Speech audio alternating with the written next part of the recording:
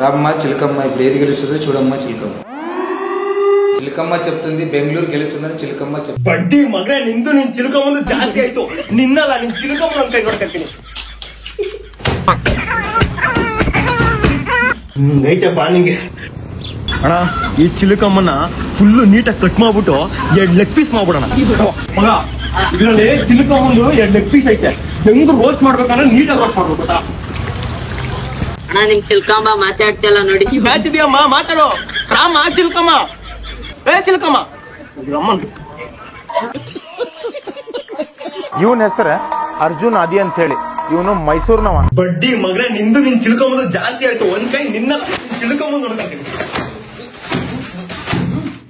ಅರ್ಧೈತಾ? ಅರ್ಧೈತು.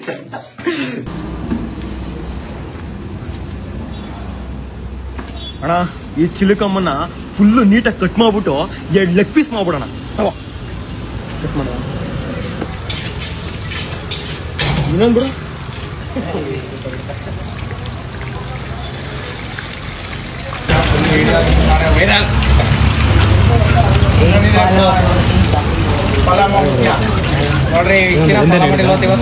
Account ಗೊತ್ತಿತ್ತಿಲ್ಲ ಅಣ್ಣ, media ಬರೀ ನೋಡ್ತಿದ್ದು.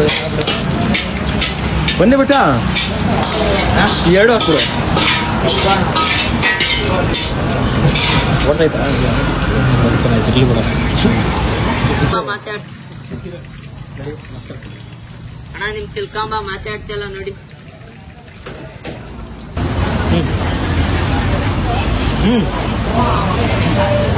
Rama ಚಿಲ್ಕಮ್ಮ ಮಾತಾಡಮ್ಮ. Bengaluru versus Delhi match ಇದೆಯಮ್ಮ, ಮಾತಾಡೋ.